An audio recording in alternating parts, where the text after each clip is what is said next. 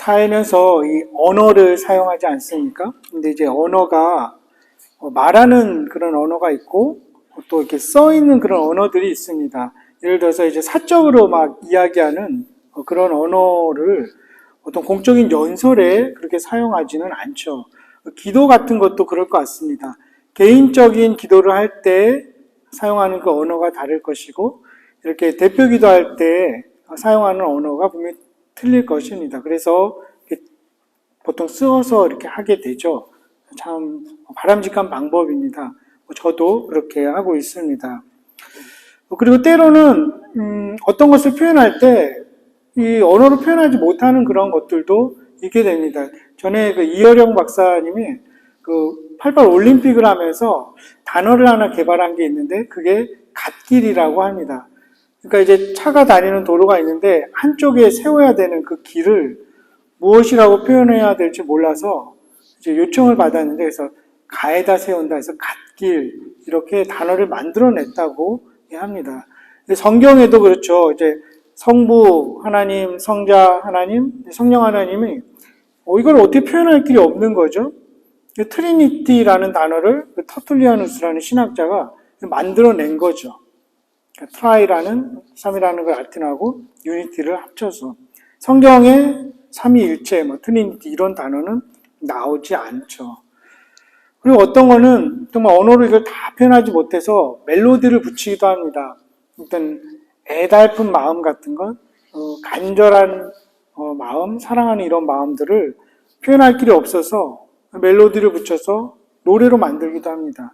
그래서 노래를 듣다 보면 참 아름답다 느끼면서 우리의 이 언어가 얼마나 빈약한가 그런 생각도 하게 되죠.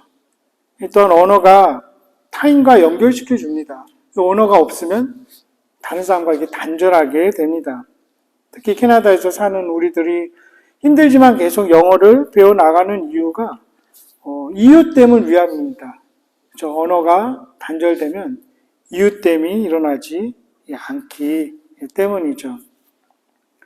언어가 참 중요한 것이죠. 근데 이게 성경에도 이 언어를 보면 굉장히 다양하게 쓰입니다. 그리고 특별히 하나님께서 구약 성경을 히브리어로 그리고 신약 성경을 헬라어로 아람어도 잠깐 들어가긴 하지만 굳이 그것을 선택하신 데는 또 이유가 있으시겠죠. 그래서 힘들지만 굳이 그런 원어들을 배우기도 합니다. 이 오늘 본문에도 보면 한 번에 이렇게 와닿지 않는 그런 표현을 쓰기도 합니다. 죄에 대해서는 죽은 자로 여길지어다 이렇게 표현하죠. 하나님께 대하여는 산자로 여길지어다. 그 내용 자체가 와닿지 않기도 합니다. 어떻게 죄에 대해서 죽는다는 것일까? 어떻게 하나님께 대하여 살아있는 자로 그렇게 살아라 이렇게 명령법도 사실은 아닙니다. 그게 가능하지도 않겠지만 여길지어다 이렇게 표현을 합니다. 그래서 이거를 영어 성경을 쭉 보다 보면 어떤 데는 consider 그렇게 간주해라 이렇게 하기도 하고 또 옛날 영어 성경에는 reckon 이런 표현도 씁니다. 그렇게 그런 것처럼 살아가라 그렇게 여겨라 이런 뜻이죠. 또 심지어 어떤 성경은 calculate 이런 표현도 씁니다. 계산하다는 그 표현도 쓰는 거죠. 사실 원어에 가깝습니다. 이 원어 자체가 그런 어떤 계산으로 딱딱딱 나와서 이렇게 된 거다 이렇게 보여주는 그런 표현이기 때문입니다. 성경의 언어라는 것이 우리에게 참 도전을 주고 아이러니하게 다가오는 게 있죠. 모든 것을 하나님이 하시는데 또 너희에게 책임도 있는 것입니다.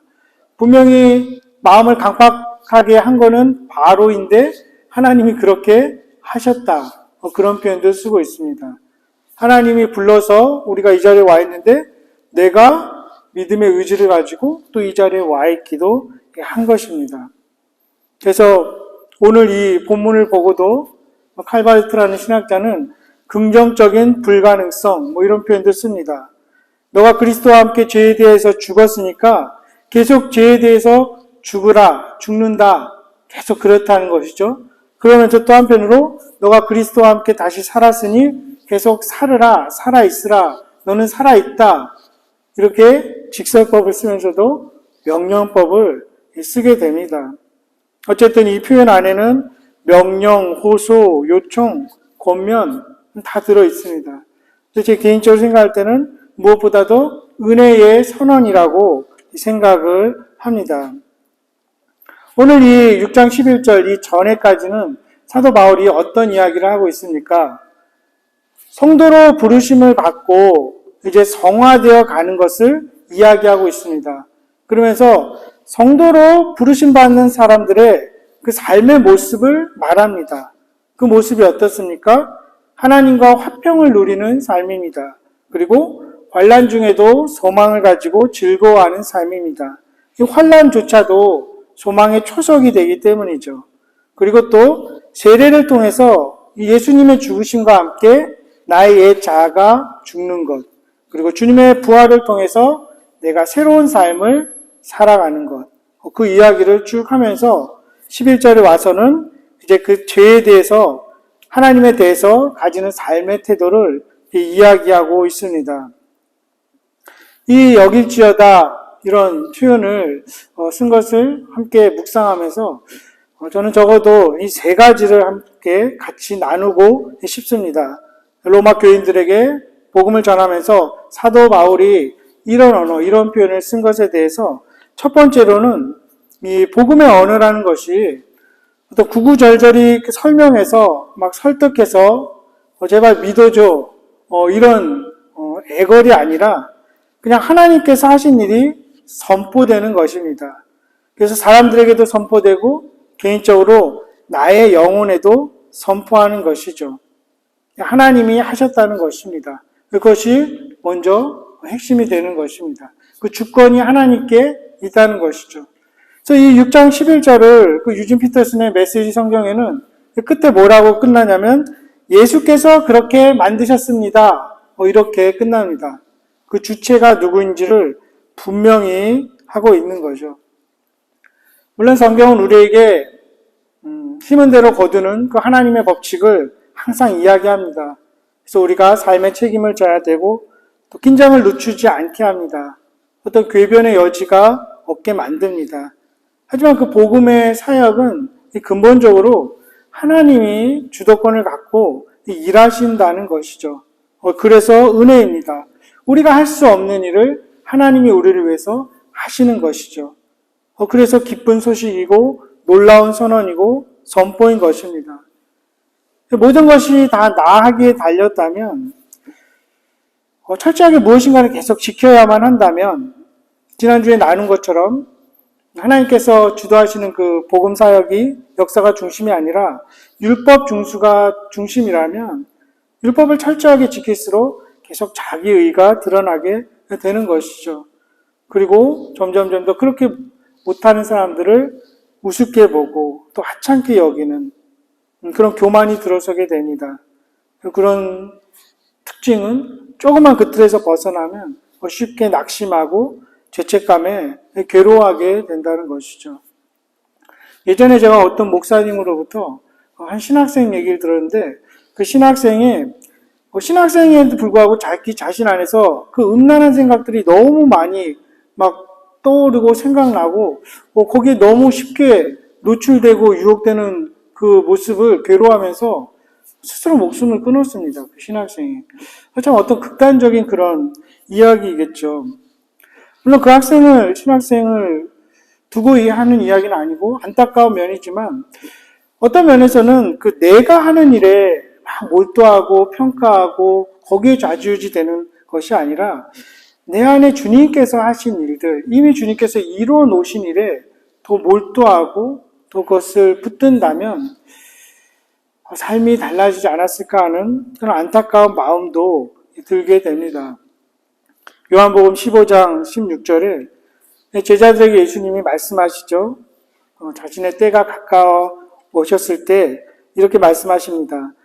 너희가 나를 택한 것이 아니요 내가 너희를 택하여 세웠나니 이는 너희로 가서 열매를 맺게 하고 또 너희 열매가 항상 있게 하여 네 이름으로 아버지께 무엇을 구하든지 다 받게 하려 함이라. 이 말씀을 우리가 듣고 읽고 다시 묵상하게 되면 그 주체가 누구인지를 다시 생각하게 됩니다. 예수님이 택하신 것입니다. 예수님이 열매를 맺게 하시는 것입니다. 예수님이 하나님으로부터 받게 하신다는 그것을 계속 인식하게 되는 것이죠. 이것이 선포하는 그 능력인 것입니다. 말씀에 선포하는 능력은 우리가 구약 성경에서도 보게 됩니다. 시편 42편, 43편이 보면 똑같은 구절로 끝이 납니다. 이렇게 끝납니다. 내 영혼아, 내가 어찌하여 낙심하며 어찌하여 내 속에서 불안해하는가? 너는 하나님께 소망을 두라. 나는 그가 나타나 도우심으로 말미암아 내 하나님을 여전히 찬송하리로다. 괴롭고 힘든 상황, 원수들의 압제 가운데 있는 그 상황에서 그 괴로움을 토로하고 탄식하고 쏟아내고 있습니다. 자연스러운 우리의 반응일 것입니다. 그런데 거기에서 멈추지 않습니다. 내 내면의 소리를 듣지만 거기에서 나오는 것들은 걱정, 근심, 불안과 불확실성의 소리입니다. 그 내면에 대고 명령하는 거죠. 선포하는 거죠. 내 영혼아, 내가 어찌하여 낙심하느냐. 오히려 하나님을 찬송하라. 이렇게 이야기하고 있습니다. 내 속에서 나오는 언어, 그 음성에 귀를 기울이는 것보다 하나님은 신실하시다. 하나님은 쉬지 않으신다. 하나님은 위대하시다. 하나님은 좋으시다라고 내 영혼에 대고 선포하는 것입니다. 우리의 기도가 그러한 하나님께서 행하신 일들로 우리 영혼에 선포하는 그런 기도가 될 수 있기를 소망합니다. 시편 103편에도 내 영혼아 여호와를 송축하라. 내 속에 있는 것들아 다 그의 거룩한 이름을 송축하라. 그의 모든 은택을 잊지 말지어다. 이렇게 영혼에 대고 선포하는 것을 보고 있습니다. 사도 바울도 고린도전서 15장에 심지어 사망에다 대고도 선언합니다. 사망아 너의 승리가 어디 있느냐? 사망아 너가 쏘는 것이 어디 있느냐? 이렇게 선언하고 있는 것이죠. 하나님께서 주권적으로 하신 그 일의 위대함을 노래하고 선포할 때에 복음의 능력이 나타나게 되는 것입니다. 하나님께서 그 주권적으로 일하시는 것은 우리 삶 가운데 인도하심에서도 볼 수 있습니다. 하나님께서 우리의 삶을 인도해 가실 때 다 알려주시지 않죠. 나중에 알게 되기도 하지만 모를 수도 있고 영원히 모르기도 합니다. 물론 잠언의 그 16장의 말씀처럼 우리가 마음의 경영을 할 수 있고 계획을 세울 수 있습니다. 하지만 응답은 여호와께로부터 나옵니다. 그의 걸음을 인도하시는 것은 여호와시다고 이야기를 하죠. 우리가 심사숙고하고 잘 결정을 해서 어떤 일을 진행하면 이대로 나갈 것이라고 생각하고 그대로 되기도 하지만 그렇게 되지 않을 때도 있는 것입니다. 그런데 우리는 뜻대로 되지 않았다고 해서 낙심하지 않습니다. 왜 그렇습니까? 하나님이 통치하고 계시기 때문입니다. 하나님이 주권을 가지고 계시기 때문입니다. 때론 우리가 잘못 선택해서 우리가 그 책임을 져야 할 때도 있지만 그렇다고 크게 낙심하지 않습니다. 왜 그렇습니까? 위대하신 하나님께서, 전지전능 하나님께서 그 모든 것들을 다 주관하고 섭리하고 계시기 때문입니다. 그래서 우리는 어떤 일에도 결코 두려워하거나 낙심하지 않는 것이죠. 우리의 삶과 영혼을 그분께 맡길 수 있는 것이죠. 다른 말로 결과를 받아들일 수 있는 것입니다. 주님께서 모든 것을 합력하여 선을 이루게 하시기 때문입니다. 그래서 하나님의 나라, 하나님의 주권, 하나님의 그 다스리심은 복음의 핵심이기 때문입니다. 하나님께서 지금 우리를 어떻게 인도해 주실까? 사실은 인도하고 계시는 것이죠.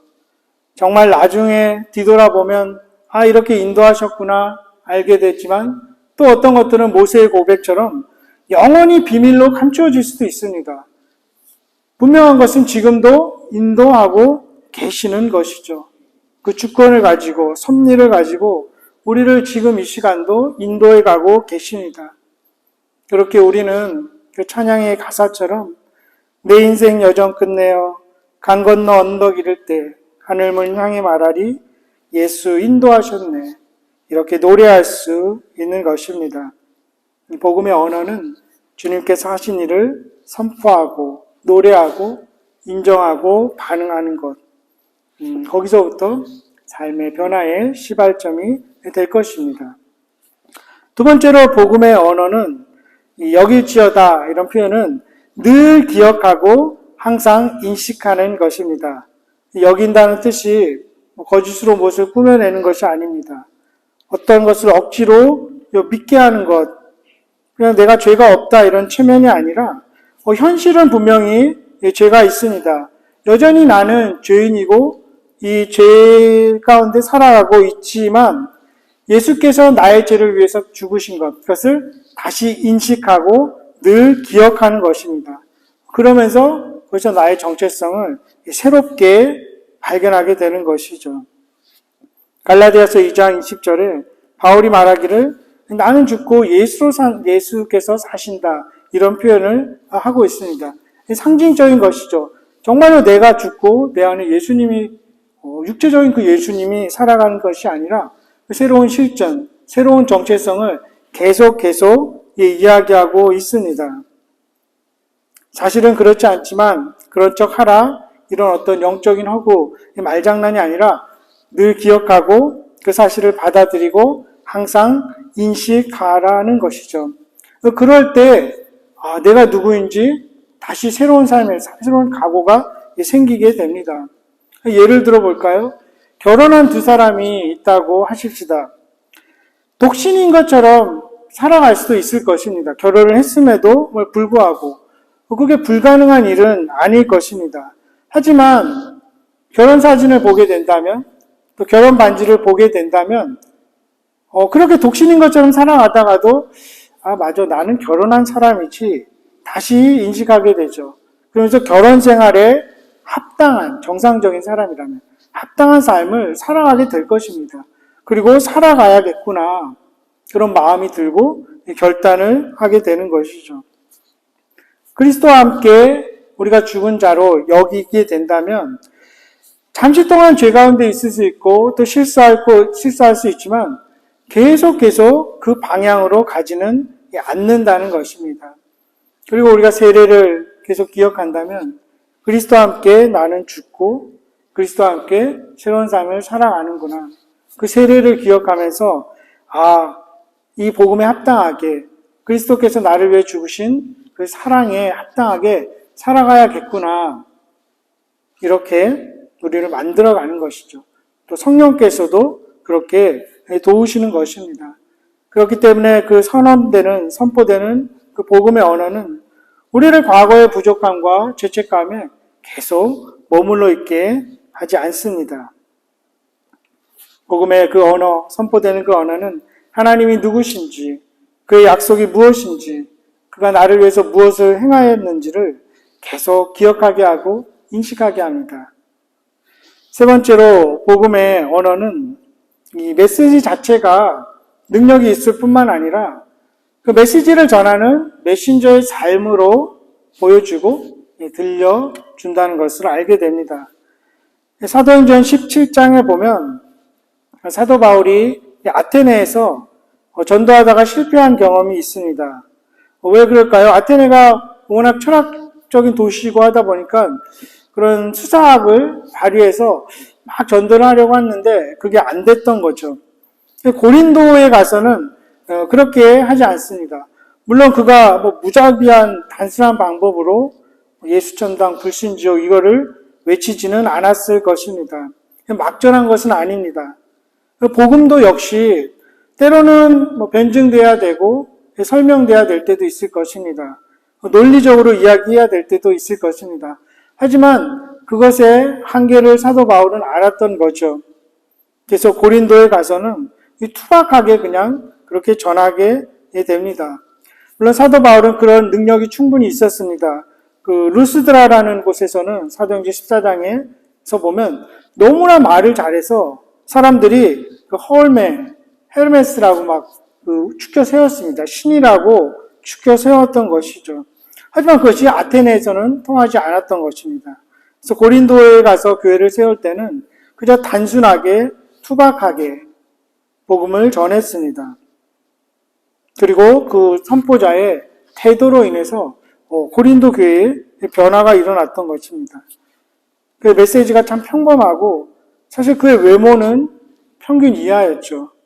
그런데도 불구하고 성령께서 그 메시지를 통해서 그의 삶을 통해서 역사하신 것입니다. 브라더 호프라는 공동체의 리더들이 하는 말 중에 이런 말이 있다고 합니다.